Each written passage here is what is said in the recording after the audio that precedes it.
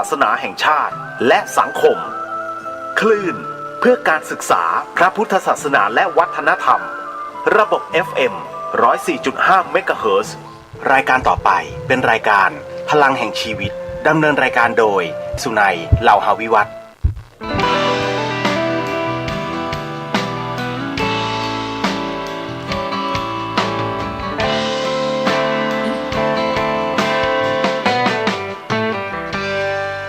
ลุกขึ้นมาฉายแสงเถิดชีวิตเป็นเช่นเจ้าสร้างขอต้อนรับเข้าสู่รายการพลังแห่งชีวิตรายการเพื่อการสร้างแรงบันดาลใจโดยผมสุนัย เหล่าหาวิวัฒน์ผู้ดำเนินรายการมาพบกับท่านผู้ฟังทุกวันเสาร์เวลา 11 โมงถึงเที่ยงทางสถานีวิทยุเพื่อการศึกษาพระพุทธศาสนาและวัฒนธรรมคลื่น FM 104.5 เมกะเฮิรตซ์ออกอากาศณวัดฝายหินมหาวิทยาลัยเชียงใหม่จังหวัดเชียงใหม่สำหรับท่านผู้ชมที่ชมผ่านทางโซเชียลมีเดียชมได้ทั้งทาง YouTube Facebook นะครับโดยพิมพ์คำว่าวัดฝายหินครับหรือ FM 104.5 เมกะเฮิรตซ์เชียงใหม่นะครับท่านผู้ชมครับรายการของเราเป็นรายการสดในช่วง15นาทีสุดท้ายก่อนหมดรายการท่านผู้ฟังสามารถโทรศัพท์เข้ามาซักถามได้ครับที่หมายเลข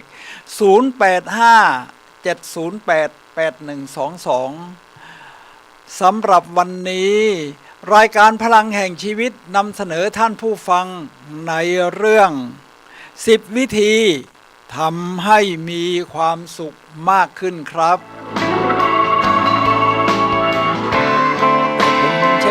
บ้านนิดหนึ่งนะครับ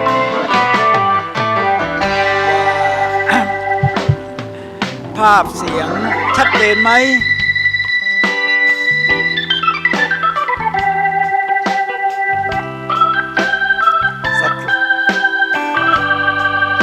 เรื่องวันนี้น่าสนใจนะครับท่านผู้ฟังครับความสุขใครๆก็อยากได้ผมก็เกริ่นไว้อย่างนี้ก่อนแฟนคลับบอกว่ายอดเยี่ยมค่ะภาพเสียงชัดเจนครับแต่ทีนี้ผมอยากจะรู้ว่ากล้องนี้เป็นกล้องไหนนะครับในห้องนี้มีกล้องอยู่เท่าไหร่นะ7 8 9 10กล้องผมดูนิดนะครับจะได้หันหน้าไปถูกครับ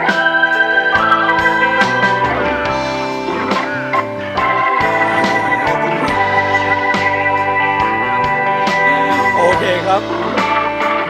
ท่านผู้ฟังครับ10 วิธีที่จะทำให้คุณมีความสุขมากขึ้นครับ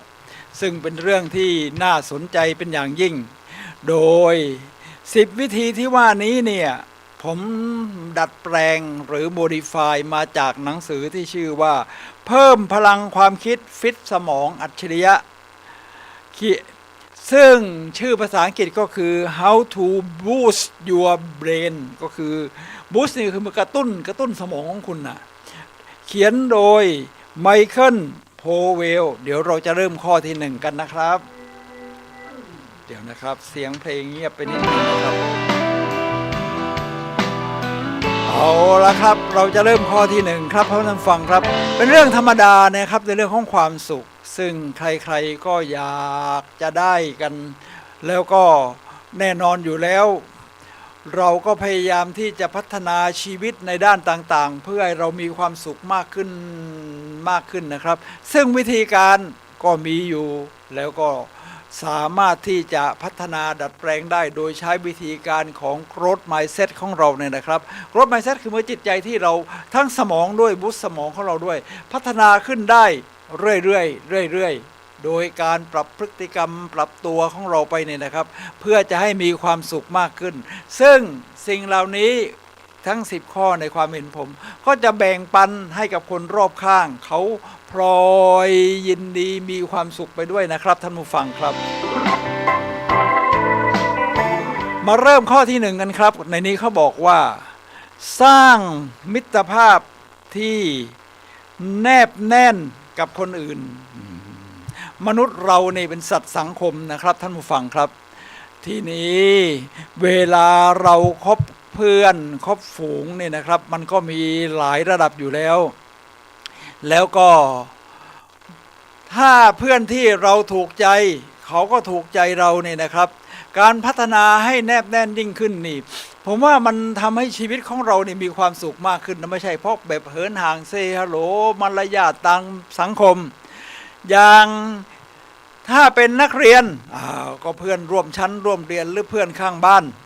ถ้าเป็นผู้วัยทำงานแน่นอนอยู่แล้วเพื่อนในที่ร่วมงานของเรานี่นะครับทั้งผู้บังคับบัญชาผู้ใต้บังคับบัญชาหรือเพื่อนในระดับเดียวกันมันก็ต้องมีจำนวนหนึ่งนะครับที่เรารู้สึกว่าสนิทชิดชอบกับเขายิ่งในสมัยที่ผมทำงานก็มีครับมีเรียกว่าไว้ใจกันได้เชื่อใจกันได้เพราะเกิดการที่เราสร้างมิตรภาพที่สนิทแนบแน่นทีนี้ถ้าเป็นผู้สูงวัยอย่างผมเนี่ยนะครับแน่นอนครับเมืองไทยเราอนาคตก็จะเป็นสังคมผู้สูงวัยทีนี้เราจะได้สังคมอะไรไหมนอกจากสังคมในคนในบ้านแน่นอนอยู่แล้วก็ต้องเริ่มจากที่บ้านก่อนเริ่มจากที่บ้านนี่เราสามารถสร้างความสัมพันธ์แนบแน่นได้โดยเฉพาะคู่สมรสคู่ครองของเราเนี่ยนะครับทุกผู้ฟังครับไม่ว่าจะเป็นสามีหรือภรรยาซึ่งแน่นอนอยู่แล้วว่าเราก็ต้องอยู่ตราบกันชั่วชีวิตนะครับเพราะถือไม้เท้ายอดทองตะบองยอดเพชรอยู่กันมาถึงป่านนี้แล้วเนี่ยนะครับฉะนั้นการสร้างความสัมพันธ์ที่แนบแน่นก็คือการเปิดใจคุยกันได้ทุกเรื่องยินดีรับฟังอีกฝ่ายหนึ่งอะไรทำนองนี้นะครับทุกฟังครับทีนี้ถ้านอกบ้านล่ะครับถ้านอกบ้านโอกาสของพวกเรานี่ถ้าเป็นสังคมผู้สูงอายุมันก็จะยากขึ้นนะครับเพราะเราไม่ได้ทำงานไม่ได้ไปเรียนหนังสืออย่างผมออกมาอย่างนี้ก็เป็นดีเจทำนองนี้เป็นต้นและถ้าเป็นเพื่อนก็มีไปออกกำลังกายบ้างก็มีกลุ่มมีเพื่อนแต่ว่า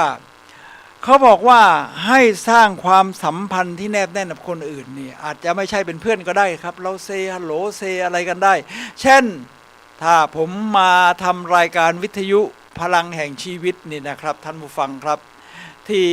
ผมจะต้องสัมผัสก็คือ1คนที่ขายผักทั้งหลายที่หน้าคณะเกษตรศาสตร์มหาวิทยาลัยเชียงใหม่เพราะผมเป็นคนที่กินผักเยอะนะครับก็รักษาโรค NCD ทั้งหลายของเราแต่ทั้งความดันอะไรนี่นะครับโดยไม่ต้องกินยาก็มาซื้อผักหลายเจ้านะครับตรงนั้นในผักผลไม้ราคามิตรภาพก็น้ำมะพร้าววันนี้ได้มา3ลูกละ20 บาทซึ่งก็เรียกว่าอาจจะไม่ใช่เพื่อนแต่ว่าเรื่องจากเรามาซื้อเขาทุกวันเสาร์ความสัมพันธ์การคุยกันรสนิยมการกินของเราเนี่ยเขาก็เข้าใจเช่นมะพร้าว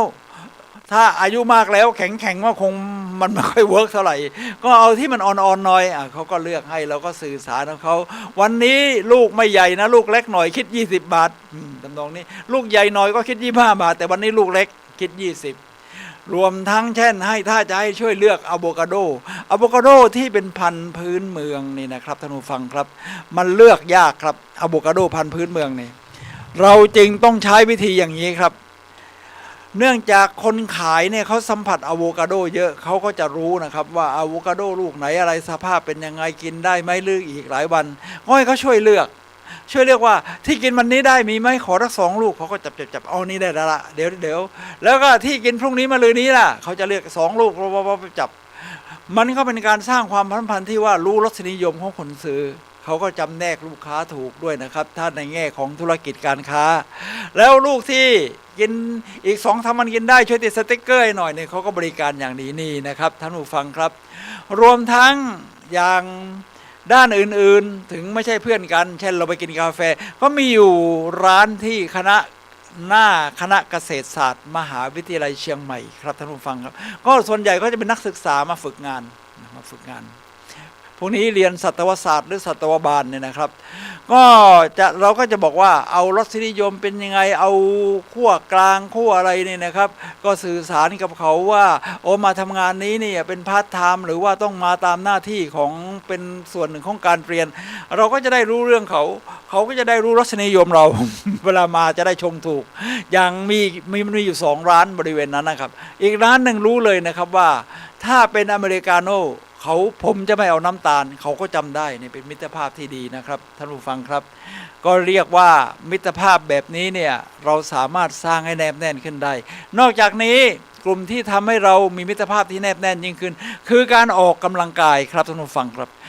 สูงวัยนี่นะครับถือไม่สูงวัยทำงานผมว่าการออกกำลังกายก็เป็นสิ่งยอดเยี่ยมเช่นอาจารย์ชัดชาติมาเช้าก็วิ่งในเขตพระนครกรุงเทพนะครับโอ้โหได้ชมวัดชมอะไรมีสปก.ลาวประชาชนจากที่ลาวเนี่ยนะครับก็มาร่วมวิ่งอีก5-6 คนโอ้โหสนุกกันใหญ่เขาก็เรียกว่านำเพื่อนบ้าน ประเทศลาวชมวัดชมวาแถวใกล้ๆในเขตพระนครนะครับชมวัดโพบ้างวัดเชตวันบ้างอะไรทำนองนี้นะท่านผู้ฟังครับทีนี้ในหมู่ออกกำลังกายในวัยสูงวัยเนี่ยอย่างผมเนี่ยนะครับยกตัวอย่างออกกำลังกาย2 อย่างที่จะต้องเข้ากลุ่มก็คือออกกำลังกายในกลุ่มของแอโรบิกจันทร์อังคารพุธ3 วันเต้นฟรีที่มหาวิทยาลัยเชียงใหม่เราก็ได้รู้จักทักทายคนโน้นคนนี้อะไรทำนี้เขาก็รู้จักเรามากขึ้นเราอยู่มาจากไหนเคยผ่านอะไรทำงานอะไรมาเขามาจากไหนผ่านอะไรมามันเวลาได้คุยมันก็ได้คุยกันทีนี้มันยังมีโยคะอีกอะไรทำนองนี้นะครับท่านผู้ฟังครับและถ้าเป็นโซเชียลมีเดียเราอาจจะต้องเพิ่มความรอบคอบมากขึ้นนิดนึงเช่นถ้าเป็นไลน์มันก็จะมีไลน์กลุ่มแล้วก็เลือกเอาตามรสนิยมครับท่านผู้ฟังครับนี่พอดีผมเพิ่งเข้ากลุ่มใหม่ไปเมื่อเช้าเป็นกลุ่มกัลยาณมิตรซึ่งก็มีเข้าใจว่าคุณกิติพันธ์ยวนทองเป็นอดีตนายกสโมสรฝึกการพูดแห่งพิษณุโลกซึ่งเป็นสโมสรที่ผมไปก่อตั้งแต่สมัยนู้นนะครับซึ่งท่านก็เป็นนายกรุ่นต่อมาเขาบอกว่ายินดีต้อนรับเพื่อนๆทุกท่านโดยเฉพาะอย่างยิ่งนะครับคุณสุนัยเราอยู่วัดอดีตผู้จัดการเขตแบงค์เราอยู่วัดผู้จัดการเขตแบงค์เชียงใหม่ครับนี่ก็เป็นเพื่อนกลุ่มที่สนิทนะครับตั้งแต่สมัยผมทำงานที่ธนาคารที่พิษณุโลกแล้วก็ย้ายมาเชียงใหม่อะไรทำนองนี้ซึ่งเป็นกลุ่มที่เรารู้จักกันดีมาเป็นนับ10 20 30 ปีนี่แหละครับท่านผู้ฟังครับการที่เรามีเพื่อนกลุ่มที่แนบแน่นแบบนี้นะครับทำให้เรารู้สึกว่ามันอย่างน้อยมันก็มีเพื่อนเพราะมนุษย์เราเนี่ยเป็นสัตว์สังคมครับท่านผู้ฟังครับเราก็มีเพื่อนกลุ่มโน้นเพื่อนกลุ่มนี้ได้เซฮัลโหลได้สื่อสารกันถ้าไม่มีเพื่อนนี่มันก็จิตใจมันก็คิดเรื่อยไปเรื่อยนะครับฉะนั้นการสร้างความแนบแน่นกับเพื่อนในกลุ่มต่างๆหรือเพื่อนที่รสนิยมเดียวกับเราเชื่อใจกันได้นี่ก็เป็นสิ่งที่จะทำให้เรามีความสุขเพิ่มขึ้นในข้อที่1นะครับท่านผู้ฟังครับเดี๋ยวรอเสียงเพลงนิดนะครับสลับพักเสียงผมเสียงเพลงยังไม่ออกไม่เป็นไรครับผมก็พูดไปเรื่อยๆได้มาแล้วครับเดี๋ยวเราจะเริ่มข้อที่2ในการที่จะทำให้เรามีความสุขมากขึ้นครับท่านผู้ฟังครับเอาละครับข้อที่2คืออะไรตั้งเป้าหมายที่ปรารถนาอย่างแรงกล้าหรือแพชชั่นชีวิตคนเราเนี่ยนะครับท่านผู้ฟังครับเนื่องจากเราเป็นสัตว์ที่เรียนรู้เป็นสัตว์ที่เป็นยอดของสัตว์ทั้งหลายเป็นมนุษย์ที่มีความคิดความฉลาดสูงเกิดมาการใช้ชีวิตนี่นะครับมนุษย์เราจึงต้องตั้งเป้าหมายว่าฉันเกิดมาชาตินี้ฉันจะทำอะไรบ้างฉันจะเป็นอะไรฉันจะเดินทางไปไหนฉันจะใช้ชีวิตอย่างไรมันเป็นการตั้งเป้าหมายทีนี้ในการตั้งเป้าหมายเนี่ยนะครับมันก็จะมีความปรารถนาอยู่อย่างหนึ่งที่เรียกว่า passion นี่เราคงเคยได้ยินกันบ่อยๆตรงที่ว่ามันคือสิ่งที่เราทำแล้วมันหลงไหลทำแล้วไม่เหนื่อยมันไหลลื่นไปประมาณนี้นะครับทีนี้ถ้าเราตั้งเป้าหมายได้อย่างนี้คนที่โชคดีนะครับคือเจอ passion ของตัวเองตั้งแต่อายุยังน้อยๆนะครับเช่นอยากจะเป็นนัก สีไวโอลินนักดนตรีอยากเป็นคีตกวีจิตรกรนักกฎหมายนักบัญชีนักบริหารหรืออยากจะเล่นการเมืองตอนนี้ก็ใกล้เลือกตั้งอะไรไปแล้วนักการเมืองน้ำดีอะไรประมาณนี้นะครับท่านผู้ฟังครับอะไรที่เราทำแล้วเนี่ยมันรู้สึกมันภูมิใจได้ปลื้มเอาละครับเสร็จแล้วเราก็ตั้งเป้าหมายครับท่านผู้ฟังครับผมก็จะยกตัวอย่างของตัวเองที่มันเห็นชัดการหาแพชชั่นในสมัยก่อนนี่เราไม่สามารถที่จะหา YouTube หา Facebook ตำราอะไรที่มันค้นหาได้ง่ายหนังสือก็ไม่มีใครเขียนมารู้จักเอาตอนท้ายๆของชีวิตแล้วนะครับตอนท้ายๆแล้วไอ้ที่แพชชั่นของผมคืออะไรไม่ใช่บริหารการเงินไม่ใช่บริหารองค์กรใหญ่ๆคือมันทำงานอย่างนั้นเงินเดือนมันเยอะแต่มันไม่ใช่แพชชั่นนะจะเรียกว่าทำตามสังคมกระแสกดดันจากครอบครัวบ้างอะไรบ้างพ่อแม่เขาอบรมสั่งสอนว่าต้องเรียนแบบนี้นะทำงานแบบนี้แต่แพชชั่นจริงๆเนี่ยเรามาค้นเอาตอนอายุมากก็ได้ครับเช่นถ้าเป็นแมคโดนัลด์แมคโดนัลด์นี่ผู้ก่อตั้งเนี่ยครับแต่ก่อนเขาก็ไม่ได้ทำแฟรนไชส์แมคโดนัลด์มาทำมาตอนอายุเข้าใจว่า52หรือ55แล้วนะครับแล้วแต่ก่อนเขาขายเครื่องไอ้ปั่นนมขายเครื่องปั่นนมผู้ก่อตั้งแมคโดนัลด์เนี่ยนะครับทีนี้พอขายแล้วไปเห็นร้านที่เขาขายเครื่องปั่นนมขายถ้วยใส่เครื่องปั่นนมให้กับที่ชื่อร้านเดิมเขาแมคโดนัลด์แต่เป็นชาวบ้านมีอยู่ร้านเดียวไม่ได้มีทั่วโลกแบบนี้ก็สนใจครับเกิดแพชชั่นขึ้นมาว่าอ๋อไอ้นี่เนี่ยเป็นสิ่งที่ฉันอยากทำคือทำอาหารแต่ว่าให้มันมีแฟรนไชส์ไปทั่วโลกกำเนิดของแมคโดนัลด์มันก็เกิดขึ้นตอนอายุ52สำหรับผมเนี่ยมาเจอตอนใกล้ๆเกษียณอายุแล้วอ๋อไอ้ที่เราทำงานมาทั้งหมดที่เราชอบคือบรรยาย เวลาธนาคารเขาจัดให้เราเป็นวิทยากรแต่ก็วิชาส่วนใหญ่มันก็เกี่ยวกับธนาคารนั่นแหละครับ แต่เรารู้สึกมันชอบมันมาได้พูดพอได้ทำเป็นวิทยากรเต็มตัวอ๋อเราเนี่ยมันชอบพูดชอบนี่ยังเป็นดีเจนี่ก็ได้พูดใช่ไหมครับได้เอาความรู้ต้องไปค้นหาความรู้มาได้ใช้ความรู้ที่เราสะสมไว้แบ่งปันกันได้เป็นวิทยากรเดินทางบรรยายทั่วประเทศไทยมา500กว่าคอร์สโอ้ยอย่างนี้มันแพชชั่นท่านผู้ฟังครับท่านผู้ฟังก็หาเป้าหมายที่เป็นแพชชั่นได้ครับว่าแพชชั่นของเรามันอยู่ตรงไหนเราจะไปทำอะไรทีนี้แพชชั่นไม่ใช่มีเรื่องของงานอย่างเดียวอาจจะมีเรื่องของสิ่งอื่นๆอยู่ด้วยก็ได้เช่นแพชชั่นอันดับ2ของผมคืออะไรเดินทางรอบโลกอะไรทำนองนี้ซึ่งได้คุยมาหลายครั้งแล้วนะครับฉะนั้นการเดินทางรอบโลกของผมก็เป็นเป้าหมายอันแรงกล้าที่ผมจะต้องวางเป็นสเต็ปแล้วเดินทางแบบไหนล่ะมันจะได้รอบโลกมันใช้เงินเยอะนี่ ก็ต้องปรึกษากับครอบครัวปรึกษากับภรรยาคุณสิรินันท์เนี่ยให้ชัดเจนว่าเราจะมีวิธีการใช้เงินแบบนี้ออมไว้สำหรับตอนที่เป็นบั้นปลายชีวิตของเราแบบนี้แล้วเราจะจัดสัดส่วนตรงไหนที่จะเดินทางรอบโลกได้เอาต้องเริ่มจากทีแรกก็ชิมลางไปเที่ยวฮ่องกงก่อนอะไรทำนองนี้นะครับเที่ยวฮ่องกงชิมลางโอ้โหพอลงจากเครื่องบินที่สนามบินไคตักฮ่องกงโอ้ยมันยอดเยี่ยมเลยเพราะไม่เคยขึ้นเครื่องบินและไม่เคยมาต่างประเทศโอ้ยทำไมเดือนเมษายนแล้วอากาศเป็นยังเย็นนี่มันความตื่นเต้นใจมันก็ฮึกเหิมขึ้นจัดสรรเงินเรียบร้อยเที่ยวที่2นโยบายที่เราตกลงกันในครอบครัวคือเที่ยวจากไกลมาหาใกล้ใช่ไหมตอนนั้นนี่เราทำงานหนักรายได้อะไรมันจากธนาคารทั้งโบนัสทั้งอะไรผลงานดีรายได้ก็พอสมควรเอาเที่ยวจากไกลมาหาใกล้พอบ้านปลายมันก็เดินก็ยากขึ้นไม่แข็งแรงเหมือนหนุ่มๆเราก็เอาเที่ยวไกลฉะนั้นมันก็ต้องวางแผนแบบนี้นะเป็นเรื่องของแพชชั่นท่านผู้ฟังก็อาจจะมีแพชชั่นแบบอื่นๆเป็นต้นนะครับลองหาดูครับฉะนั้นข้อที่2ก็คือตั้งเป้าหมายที่เป็นความ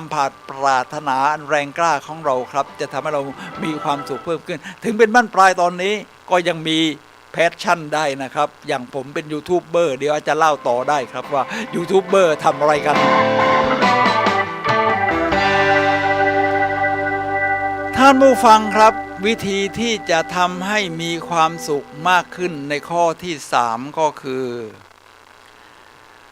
คาดหวังผลลัพธ์ที่ดีที่สุดที่อาจเกิดขึ้นได้ มันต้องคาดหวังสิ่งดีๆครับคาดหวังสิ่งดีๆทีนี้ผมมาดูนะครับบุคคลระดับชาติ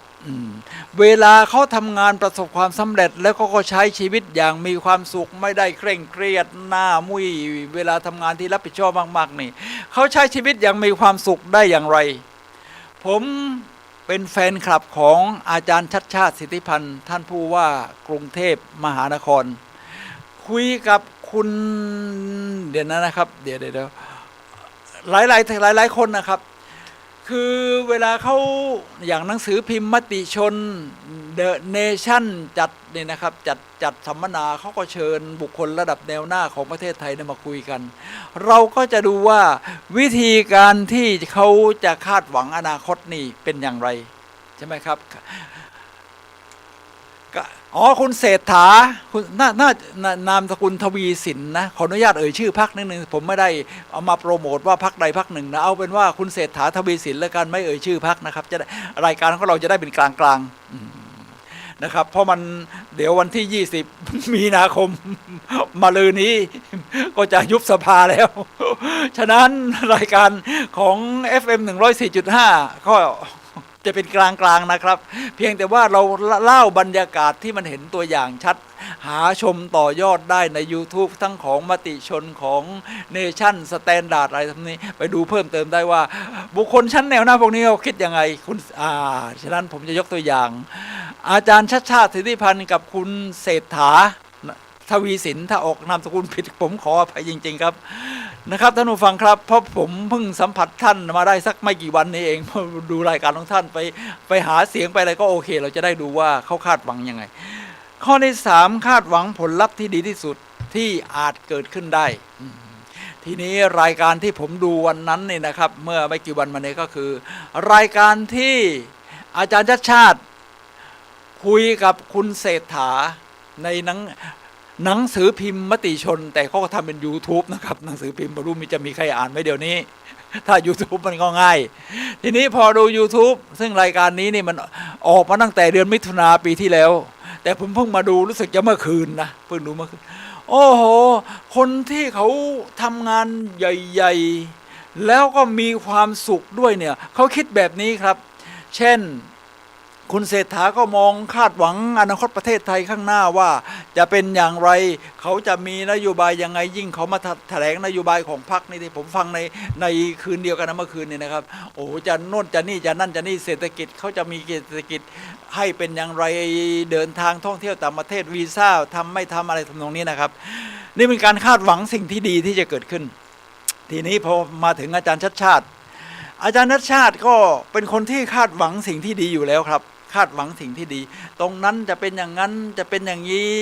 อนาคตของกรุงเทพจะมีต้นไม้1 ล้านต้นเมื่อเช้าก็ไปปลูกมาที่เขตบางพลัดมั้งครับวันนี้ไปออกผู้ว่าสัญจรที่เขตทวีวัฒนานะทวีวัฒนาคิดว่าอย่างนั้นนะคิดชื่อเขตกรุงเทพมันอยู่ติดกับนครปฐมแล้วท่านผู้ฟังครับทีนี้พิธีกรก็พยายามจะถามจี้ไปที่ตอนที่ท่านผู้ว่าชัชชาติเป็นรัฐมนตรีกระทรวงคมนาคมโดยท่านมีโปรเจกต์ 5,000 ล้านที่จะทำรถไฟความเร็วสูงตอนนั้นซึ่งมันก็เท่าไหร่ล่ะ8 ปี 9 ปีมาแล้วนะ8 ปี 9 ปีมาแล้วโปรเจกต์กำลังจะเริ่มพอดีถูกยึดอำนาจซะก่อนถูกคลุมถุงดำนะมันท่านผู้ฟังครับพิธีกรเขาพยายามจะจี้ว่าเป็นยังไงบ้างเมื่อมองย้อนไปในอดีตท่านบอกว่าอดีตมันผ่านไปแล้วมันแก้ไม่ได้แล้วมันก็ต้องมองไปข้างหน้าตอนนี้เราเป็นผู้ว่าเราจะทำผู้ว่ากทมเราจะทำอะไรจะทำให้เมืองเป็นเมืองที่น่าอยู่สำหรับทุกคนได้อย่างไรอะไรตรงนี้นะครับมุ่งไปข้างหน้าอดีตทิ้งไว้ข้างหลังก่อนพิธีกรเราพยายามจะจี้อีกอดีตเนี่ยมันให้บทเรียนเราด้วยนะแล้วตอนนั้นเนี่ยรายการไอ้ที่จะสร้างรถไฟความเร็วสูงเนี่ยมันเสียดายไหมมันยังไงอาจารย์ชาติบอกอดีตนี่ที่ผ่านมามันไม่มีอะไรจะต้องเสียดายพิธีกรก็จี้อีกแล้วมันให้บทเรียนอะไรไหม ก็ต้องตอบเลยคราวนี้บทเรียนที่ได้คือเวลาเป็นสิ่งสำคัญฉะนั้นที่มาทำตอนนี้มันช้าไปแต่ก็ไม่สายนะครับท่านผู้ฟังครับฉะนั้นมองไปข้างหน้าครับประเทศไทยเรายังเดินหน้าไปได้อีกมากทั้งทางด้านเศรษฐกิจการท่องเที่ยวผมมาดูคลิปวิดีโอตอนนี้นะครับโอ้โหนักท่องเที่ยวต่างประเทศโดยเฉพาะชาวตะวันตกมาเที่ยวอำเภอปายจังหวัดแม่ฮ่องสอนนะจังหวัดแม่ฮ่องสอนซึ่งผมก็เคยขับรถแวะมาแล้วนะครับแต่ก่อนมันก็ไม่ค่อยใหญ่แต่ก็มีนักท่องเที่ยวเยอะละแต่ตอนนี้นี่มันมหาศาลนะครับบ้านเมืองมันรู้สึกมัน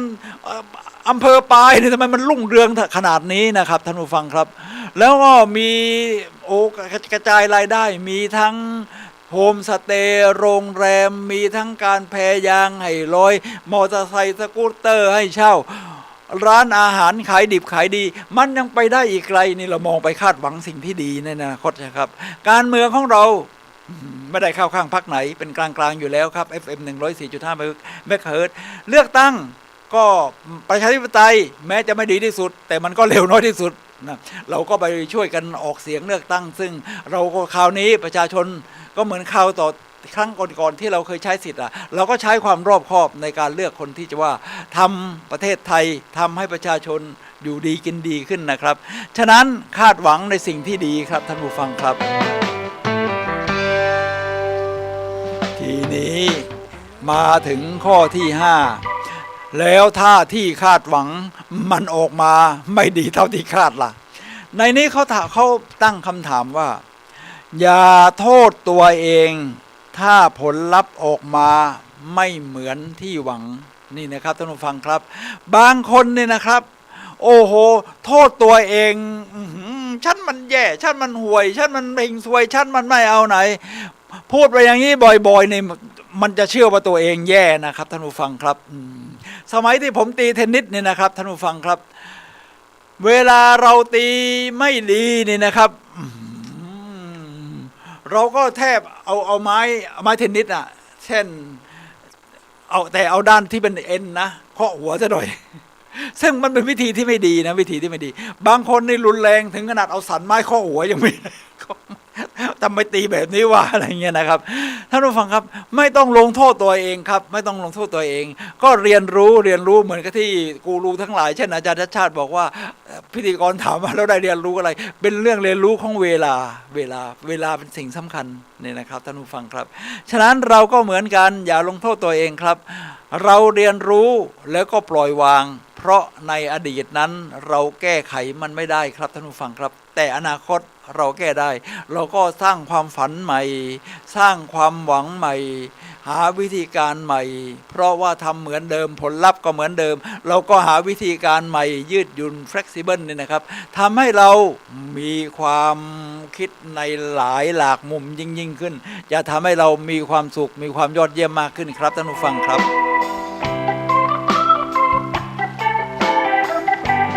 ทีนี้มาถึง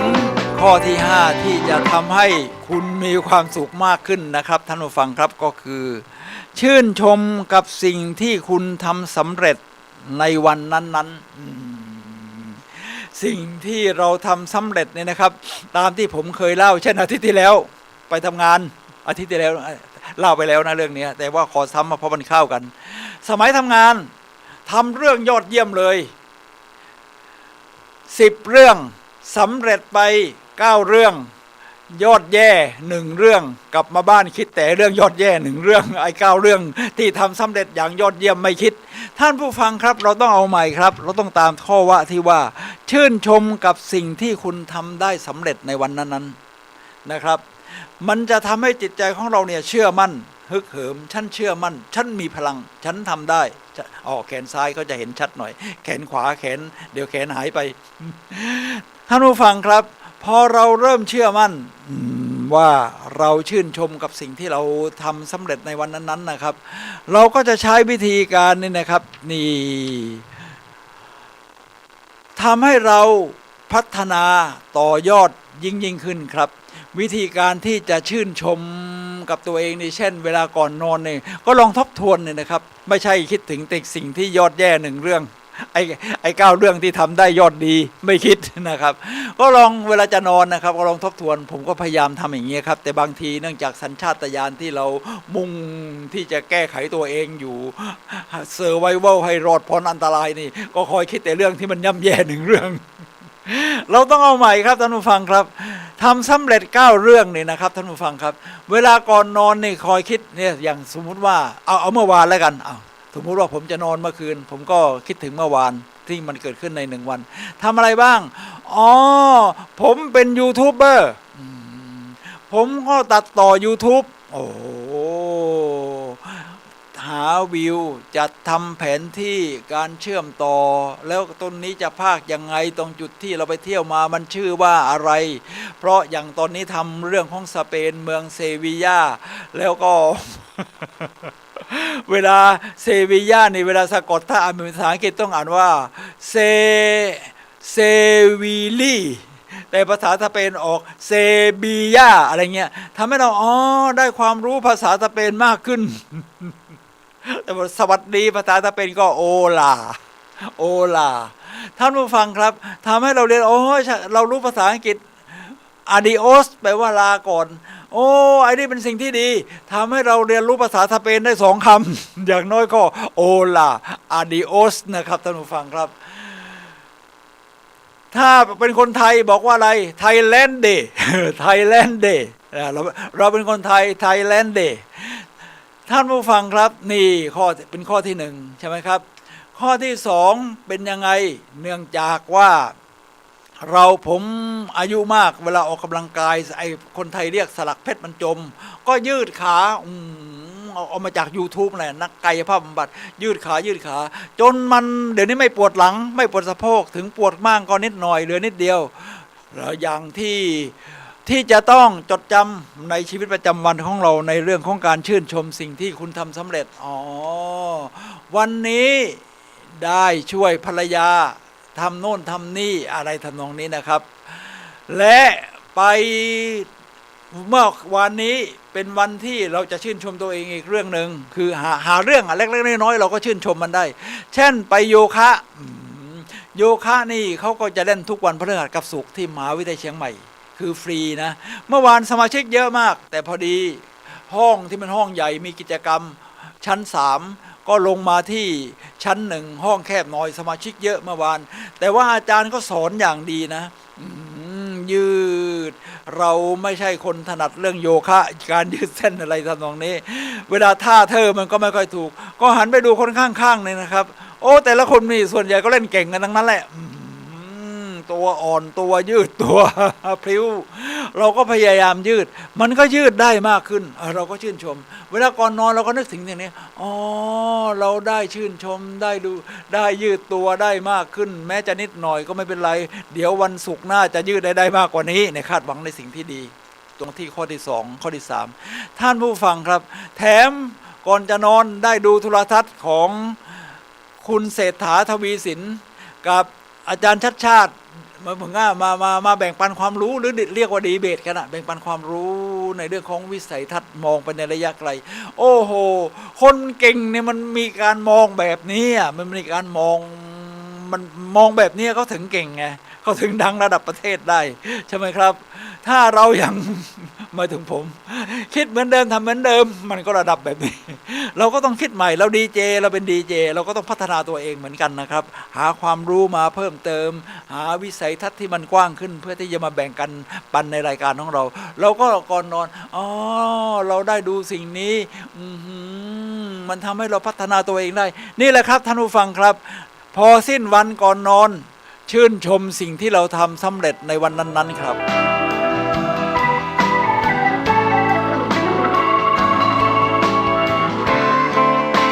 ท่านผู้ฟังครับขณะนี้ท่านกำลังรับฟังรายการพลังแห่งชีวิตรายการเพื่อการสร้างแรงบันดาลใจโดยผมสุนัย ลาหาวิวัฒน์ครับผู้ดำเนินรายการมาพบกับท่านผู้ฟังทุกวันเสาร์เวลา 11 โมงถึงเที่ยงทางสถานีวิทยุเพื่อการศึกษาพระพุทธศาสนาและวัฒนธรรมนี่นะครับท่านผู้ฟังครับหรือโซเชียลมีเดียพิมพ์คำว่า YouTube หรือ Facebook พิมพ์คำว่าวัดไฟหรือหินหรือ FM 104.5 เมกะเฮิรตซ์นะครับ หรือจะเข้ามาในกลุ่มไลน์ก็ได้นะเขามีกลุ่มไลน์ของสถานี FM 104.5 เดี๋ยวผมจะหาให้ดูนะครับเผื่อท่านจะสนใจเข้ามาครับท่านผู้ฟังครับก็มีนี่กลุ่มเขาชื่อสมาชิก 104.5 นี่อันนี้นะครับสมาชิก 104.5 เขามีสมาชิกอยู่แล้ว117 คนซึ่งผมก็คิดว่ารายการที่เขาโพสต์กันก็เป็นสิ่งดีๆนะครับในทำนองนี้ก็เป็นได้ครับท่านผู้ฟังครับท่านผู้ฟังครับเมื่อเราได้ดูแบบนี้เนี่ยครับมันก็ไม่รู้นะผมก็คิดว่ามันประเทืองปัญญาพอสมควรสำหรับ FM 104.5 เมกะเฮิรตซ์นะครับท่านผู้ฟังครับและตอนนี้เราคุยกันในรายการพลังแห่งชีวิตในเรื่องของ10วิธีที่จะทำให้มีความสุขมากขึ้นเราคุยกันไปแล้ว5วิธีตอนนี้เรากำลังจะเข้าวิธีที่6ครับซึ่งก็คือเก็บความสุขไว้ในบันทึกประจำวันสมัยก่อนนี่ผมจดทุกวันนะครับโอ้ความสุขที่ว่านี่พอไม่จดนี่มันลืมนะเหมือนกันเราระลึกทุกวันก็จริงก่อนนอนนะครับแต่ว่ามันไม่ยั่งยืนแต่ถ้าเราจดไว้เนี่ยเราเปิดดูได้แล้วสมัยนี้อาจจะไม่ได้ใช้สมุดบันทึกเหมือนคนรุ่นผมเราก็บันทึกไว้ในมือถือมันมีโน้ตมีอะไรนี่ให้เราได้บันทึกได้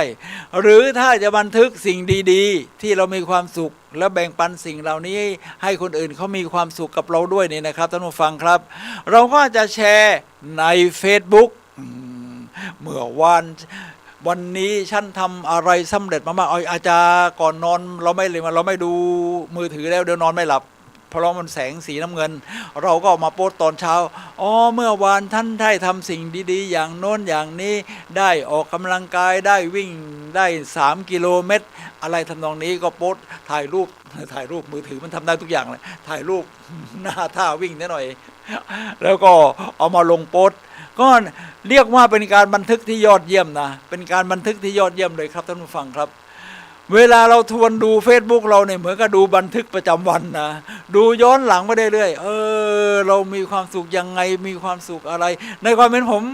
คิดว่าอย่างนี้นะถ้าอยากระบายความทุกข์ก็ได้แต่ผมว่ามันต้องแบ่งส่วนเอาความทุกข์ไม่ต้องเต็มที่อยากระบายก็ได้ถ้าไม่ระบายได้ยิ่งดีเอาที่ส่วนที่ว่าเราทำแล้วภูมิใจ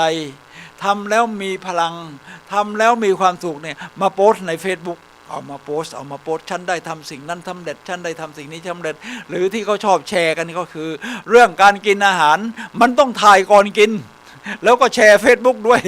ถ่ายรูปอาหารที่ฉันชอบวันนี้อะไรนะหมูกระทะ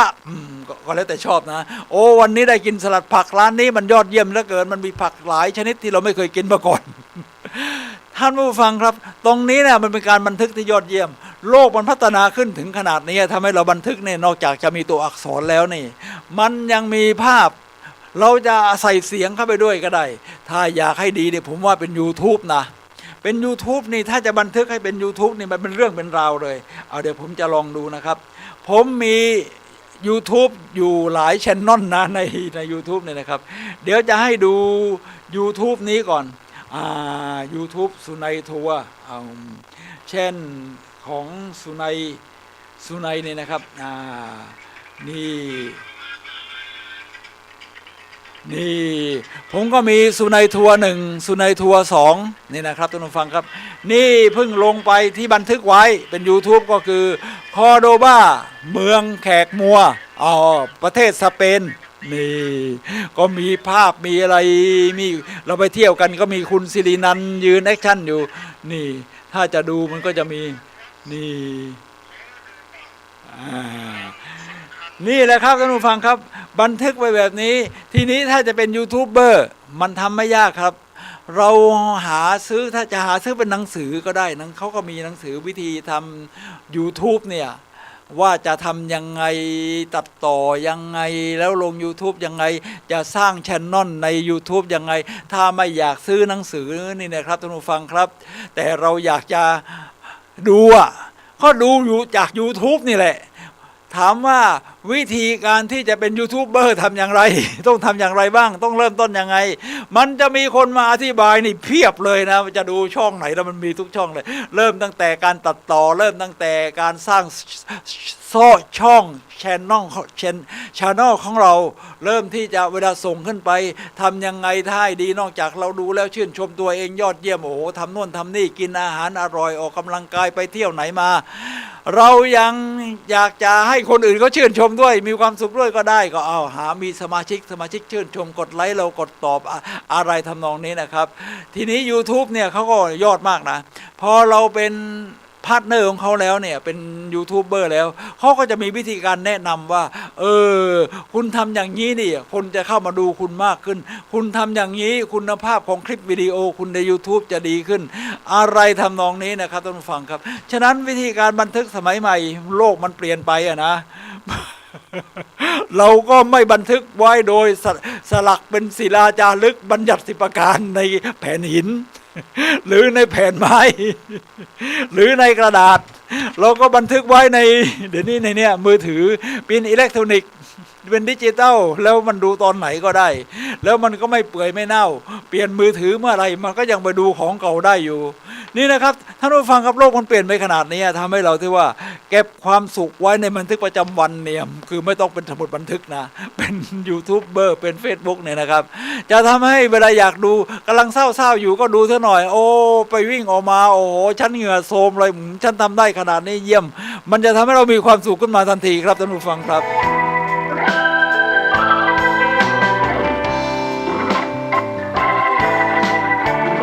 ท่านผู้ฟังครับมาถึงข้อที่7ที่จะทำให้เรามีความสุขมากขึ้นก็คือมุ่งสู่เป้าหมายทีนี้ในเป้าหมายชีวิตของเรานี่นะครับท่านผู้ฟังครับมันก็มีตั้งแต่อาชีพหน้าที่การงานได้ทำสิ่งที่เรารักในสิ่งที่เราทำโอ้คนประเภทนี้โชคดีเป็นจิตรกรแบบปิกัสโซก็ได้วาดรูปเป็นกีตาร์กวีแบบโมซาร์ทหรือบีโธเฟนก็ได้แต่งเพลงโอ้มันมีความสุขเพราะมันพบแพชชั่นทีนี้ถ้าเป็นเราเราไม่ได้มีสแตงเกอร์ไอ้ด้านแบบนี้แบบศิลปินที่ผมยกตัวอย่างเราก็อาจจะ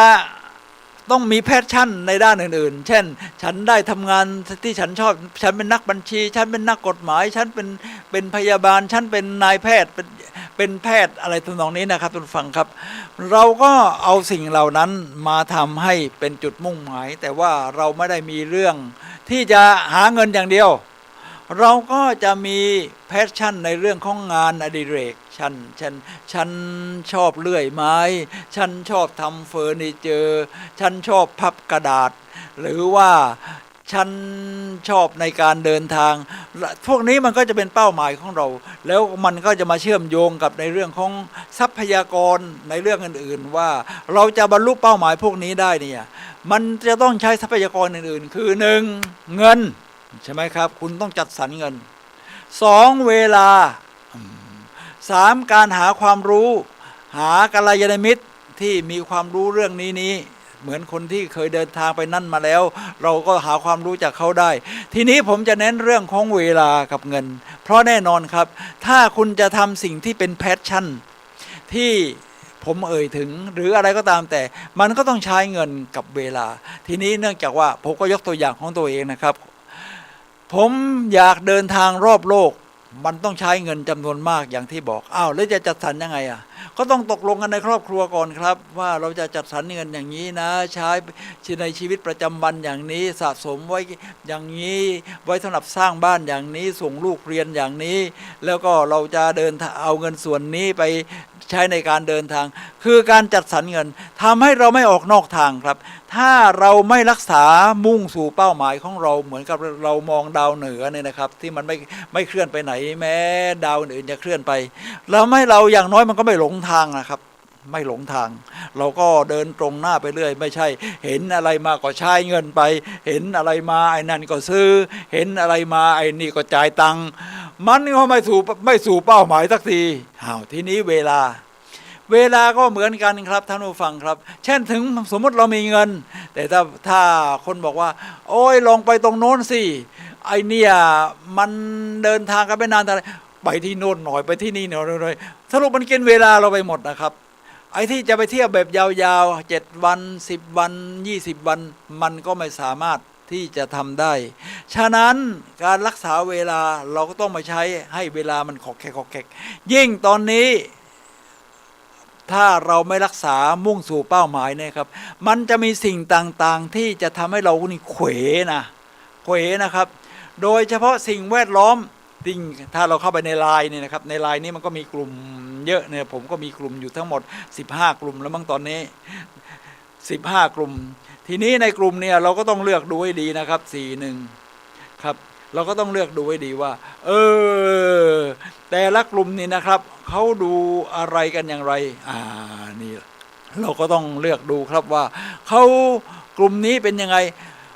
ฉะนั้นถ้าเราอ่านแต่ไลน์คนอื่นโดยไม่มีอะไรที่เป็นเป้าหมายชัดเจนของตัวเองไม่รักษามุ่งสู่เป้าหมายเราก็จะคล้อยตามได้ง่ายนะอ่านกลุ่มโน้นมันให้ทำเขาให้ทำอย่างนี้คุณไม่ให้ทำอย่างนั้นนั่นแหละมันก็มั่วตัวไปหมดมันก็ไม่ได้มุ่งสู่เป้าหมายสักทีฉะนั้นท่านผู้ฟังครับเราจึงไม่ต้องพยายามไม่ให้สังคมเนี่ยครับหรือสิ่งแวดล้อมเนี่ยทำให้เราเขวออกจากเป้าหมาย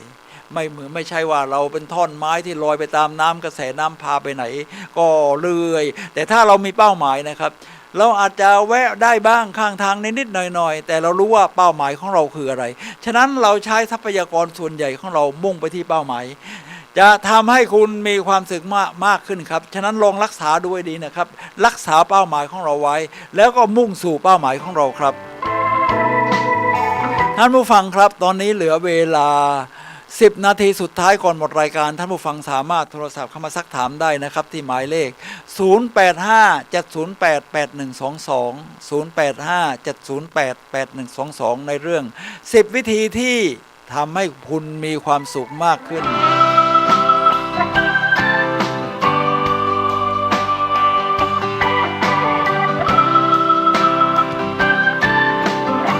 ท่านผู้ฟังครับข้อที่8พยายามทำให้คนอื่นมีความสุขเป็นเรื่องยากมากนะแต่อันดับแรกมันก็ยังทำได้อยู่อันดับแรกคุณก็ต้องมีความสุขก่อนทีคุณไม่สามารถแบ่งปันสิ่งที่คุณไม่มีให้กับคนอื่นได้กันในขณะที่คุณเคร่งเครียดเศร้าซึมโกรธหงุดหงิดแล้วคุณจะไปแบ่งปันความสุขให้คนอื่นเนี่ยมันก็เป็นไปไม่ได้ใช่ไหมครับเพราะคุณไม่ได้อยู่ในสภาพที่จะมีความสุขหรือความสุขที่มันอยู่ข้างในมากมายที่จะไปเอาไปให้คนอื่นเพราะตัวเองคุณยังไม่มีความสุขเลยฉะนั้นเราทำทั้งหมดที่ว่านี้นะครับเพื่อให้เรามีความสุขแล้วมีความสุขถ้าเอาแต่ความสุขคนเดียวมันก็กลายเป็นคนเห็นแก่ตัวเราก็ต้องมองฉันก็แบ่งทำให้คนอื่นมีความสุขได้ทำให้คนอื่นเขาได้ปลื้มกับชีวิตของเขาเองเป็นส่วนหนึ่งที่ทำให้เขามีความสุขวิธีการง่ายๆเราก็เชียร์ให้คนเนี่ยเขาได้สร้างสิ่งต่างๆทั้งหมด10 ข้อที่ว่านี้เช่นให้เขาตั้งเป้าหมายชีวิตที่เป็นแพชชั่นของเขาให้เขาแนะนำให้เขาเดินทางมุ่งสู่เป้าหมายเช่นในรายการวิทยุนี่นะครับในรายการที่ผมเป็นดีเจหรือดีเจท่านอื่นๆนี่จุดมุ่งหมายหลักก็คือเป็นการทำให้คนอื่นมีความสุขแน่นอนอยู่แล้วครับว่าตัวดีเจเองก็มีความสุขในสิ่งที่กำลังพูดอยู่ในสิ่งที่กำลังคิดในสิ่งที่เตรียมตัวมากำลังทำนี่นะครับท่านผู้ฟังครับเตรียมตัวในเรื่องของความสุขทีนี้เราก็ต้องมีเป้าหมายอยู่ด้วยว่าคนที่ฟังเราเนี่ยนะครับเขาก็จะรู้สึกว่าฟังแล้วมีความสุข10 วิธีที่จะทำให้มีความสุขมากขึ้นเป็นวิธีที่มันไม่ยากเกินไปเอาไปพัฒนาตัวเองได้พัฒนาตัวเองแบบนี้เนี่ยมันจะทำให้มีความสุขมากขึ้นก็เป็นวิธีหนึ่งที่จะทำให้คนอื่นมีความสุขพอเรารู้สึกว่าแบ่งปันแบบนี้ได้ทำให้คนอื่นมีความสุขมันสังคมมันก็จะดีขึ้นแล้ววิธีง่ายๆที่ผมชอบทำก็คือว่าในการที่จะทำให้คนอื่นมีความสุขเหมือนหลักเบสิกเบื้องต้นเลยคือเรามีความสุขก่อนคนมีความสุขเป็นยังไงครับหน้าตาก็ต้องยิ้มแย้มแจ่มใสฉะนั้นไปที่ไหนเราก็หน้าตายิ้มแย้มเราก็พร้อมจะเป็นมีมิตรภาพยิ้มแย้มให้คนอื่นยิ้มแย้มให้คนโน้นคนนี้แต่แน่นอนคุณยิ้มไป10 คน ไม่ใช่ทั้ง10 คนเขาจะยิ้มกลับมาให้คุณนะคุณต้องทำใจไว้ก่อนแล้วก็คุณต้องมีพลังใจที่สูงใช่ไหมเวลาจะแบ่งปันความสุขให้คนอื่นไม่ใช่ยิ้มไป9 คนยิ้มกลับมาไอ้คนมันมีอยู่คนหนึ่งมันไม่ยิ้มให้เราเฮ้ย นางอมันความสุขมันก็หายสิหายทั้งคนทั้งตัวเราเองทั้งคนที่11ที่จะรับความสุขเพราะตอนนี้เรายิ้มไม่ออกแล้วนี่ท่านผู้ฟังครับทำใจไปเลยเวลาจะยิ้มให้คนอื่นเนี่ยรับประกันว่าไม่ทุกคนยิ้มกรอบกลับ แต่อย่างน้อยเนี่ยมันก็ทำให้คนบางส่วนเนี่ยเขามีความสุขใช่ไหมครับเห็นหน้าตาที่ยิ้มแย้มดีกว่าหน้าตาที่บูดบึ้งของเรา ผมไปเรียนโยคะเมื่อวานนี้นะครับที่มหาวิทยาลัยเชียงใหม่อาจารย์ที่มาสอนนี่เขาก็เปลี่ยนมาเรื่อยนะอาจารย์เมื่อวานนี้ก็ดีครับสอนเวลาเรานอนเขาเรียกว่าท่าศพอาสนะท่าเหมือนคนตายอ่ะตอนเป็นตอนท่าสุดท้ายนอนผ่อนคลายเมื่อท่านสอนอะไรมาเนี่ยมันก็ฝังไม่ในจิตใต้ทำต้องบอกว่านี่หน้าตาของเราเนี่ยให้ยิ้มแย้มไว้ก่อนยิ้มไว้เวลาไปที่ไหนใครเขาก็อยากเข้ามาอยู่ใกล้ชื่นชมมันฝังก็ไม่ได้จิตใต้สำนึกนะอ๋อถ้าเรายิ้มเนี่ยคนอื่นเขาก็อยากจะอยู่ใกล้เพราะเขาก็อยากจะมีความสุขใช่ไหมครับอาจารย์ก็ท่านก็พูดแบบเนี้ยพูดเรารู้สึกว่ามันก็ดีแต่ว่าผมก็ต้องมีข้อแม้ไว้นะ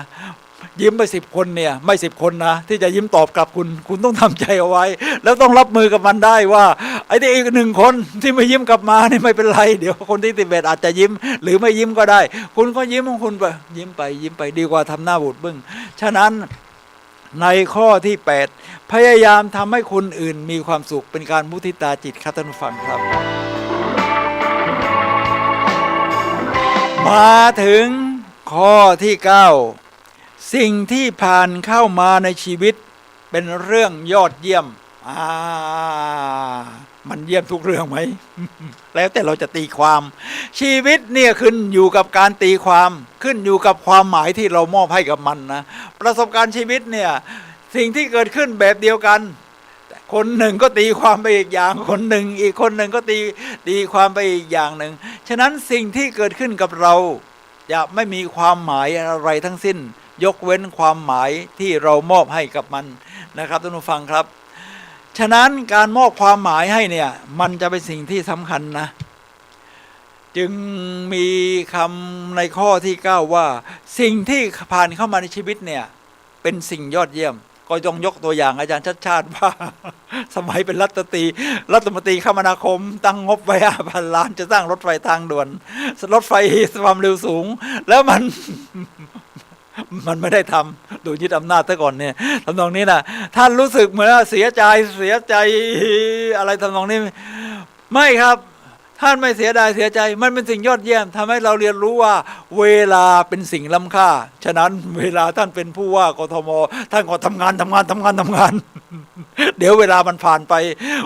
ขยันจริงๆวิ่งตอนเช้าก็ตรวจบ้านตรวจเมืองไปด้วยปลูกต้นไม้กับการไฟฟ้าฝ่ายผลิตแห่งประเทศไทยเมื่อเช้าเนี่ย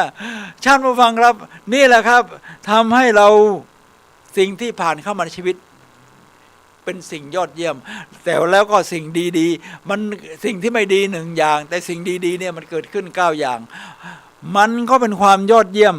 ที่เข้ามาฉะนั้นเหตุการณ์ที่เกิดขึ้นแล้วนี่นะครับท่านผู้ฟังครับดีเสมอครับถึงถ้าท่านตีความว่ามันไม่ดีเสมอแต่ท่านก็กลับไปแก้ไขมันไม่ได้ท่านก็เอามาเรียนรู้เวลาเป็นสิ่งล้ำค่าอะไรทำนองนี้นะครับท่านผู้ฟังครับฉะนั้นถ้าเมื่อท่านให้ความหมายมันแบบนี้นะครับว่าสิ่งที่เกิดขึ้นแล้วดีเสมอทำให้ท่านใช้ข้ออื่นๆว่าข้างหน้ามันก็ยังมีสิ่งดีๆให้เราได้เดินเข้าไปหาเดินเข้าไปสู่ความสุขมันเข้ามารอยยิ้มที่หน้ามันก็มีพร้อมที่จะแบ่งปันให้คนอื่นก็ตอบกลับมาอาจจะไม่ครบทุกคนก็ไม่เป็นไรอย่างที่ว่านี่แหละทำให้โลกนี้มันดูมีความสุขมากขึ้นนะครับท่านผู้ฟังครับเดี๋ยวเรามาเข้าสู่ข้อสุดท้ายกันข้อสุดท้ายที่จะทำให้เรามีความสุขมากขึ้นนี่นะครับท่านผู้ฟังครับคือยืนหยัดเข้าไว้ผมว่าตรงนี้มันเป็นหัวใจว่าทั้งหมด9 ข้อที่เราจะพยายามทำถ้ามันไม่ยืนหยัดเข้าไว้มันก็จะสลายหายไปหมด ความสุขที่จะมีมากขึ้นที่ตั้งเป้าเอาไว้เนี่ยมันก็จะไม่มีทางที่จะเป็นไปได้ใช่ไหมครับท่านผู้ฟังครับฉะนั้นการยืนหยัดเข้าไว้นี่ก็คือเรายืนหยัดทั้ง9ข้อนี้เข้าไว้ครับท่านผู้ฟังครับผมก็จะทวนให้ท่านผู้ฟังได้ฟังอีกครั้งหนึ่งว่าแต่ละข้อเราจะยืนหยัดอย่างไรในเวลา1 นาทีก็ข้อที่1สร้างมิตรภาพที่แนบแน่นกับคนอื่นนะครับสร้างได้2ตั้งเป้าหมายที่ปรารถนาอย่างแรงกล้าหรือ passion 3คาดหวังผลลัพธ์ที่ดีที่สุดที่อาจเกิดขึ้นได้4อย่าโทษตัวเองถ้าผลลัพธ์ที่ออกมาไม่ได้เหมือนหวัง5ชื่นชมกับสิ่งที่คุณทำได้สำเร็จในวันนั้นๆ6เก็บความสุขไว้ในบันทึกประจำวัน YouTube Facebook ก็ได้7มุ่งสู่เป้าหมาย8พยายามทำให้คนอื่นมีความสุข9สิ่งที่ผ่านเข้ามาในชีวิตเป็นเรื่องยอดเยี่ยมและ10ยืนหยัดไว้ครับท่านผู้ฟังครับยืนหยัดไว้สิ่งที่คู่กับความยืนหยัดก็คือในเรื่องของ flexible ความยืดหยุ่นเราก็ยืดหยุ่นทะลุก้อนหินไปไม่ได้ก็อ้อมไปได้ไหมปีนขึ้นไปได้ไหมมันทำให้สิ่งต่างๆใน9ข้อมันผ่านโดยการ flexible ไปได้นะครับท่านผู้ฟังครับตอนนี้เรามาอยู่ในช่วงสุดท้ายของรายการพลังแห่งชีวิตครับท่านผู้ฟังครับ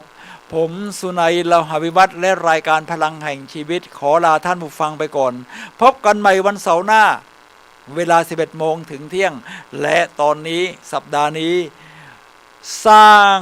สิ่งต่างๆที่จะทำให้เรามีความสุขมากขึ้นครับ